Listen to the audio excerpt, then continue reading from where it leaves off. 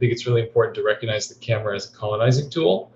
So it was something that was a documenting device that, whether it was still frame and then eventually the moving picture, it was not a friendly device, right? I mean, the word shooting is associated with cameras for, in my opinion, a reason. And the reason is that in order to understand people from a colonizer's perspective, documenting them visually is really is helpful, a helpful tool. So as I know David brought up Birth of a Nation, so I'm going to let him talk in just a second. But I think it's really important to recognize that the camera itself is a dominating tool, and as we move forward through the new world and in history and time, it becomes synonymous with propaganda, but also like just developing culture visually. So David, I'll let you take it away from there. Thank you. I also have to just bounce off of that, your last point, that the camera is essentially the equivalent of the pen, and that we can rewrite history with it, or we can tell untold stories.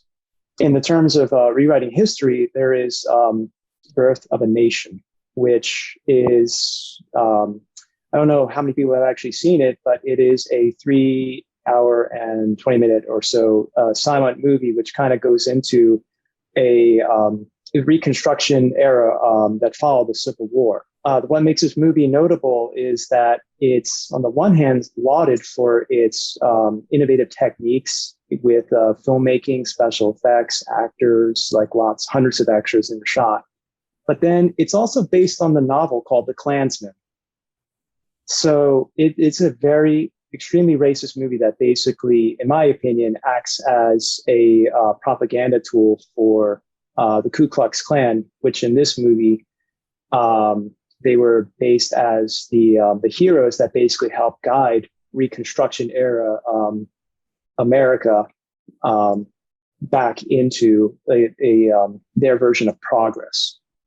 So in this movie, though, just to give you an insight into it, the black actors were portrayed as white actors in blackface, and the black actors were portrayed as, lustful, as uncivilized rapists, and they are shot down by Ku Klux Klan members in the movie. And it goes on for 3 hours like this. I believe it was in 1915 when President Woodrow Wilson actually viewed the movie. He said, quote, "It's like writing history with lightning, and my only regret is that it's so terribly true."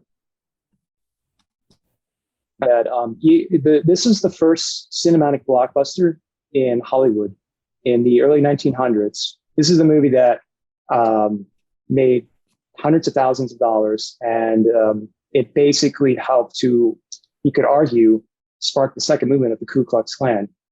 So this is what the power of the lens can do, the retelling of history, rewriting a history with the lens.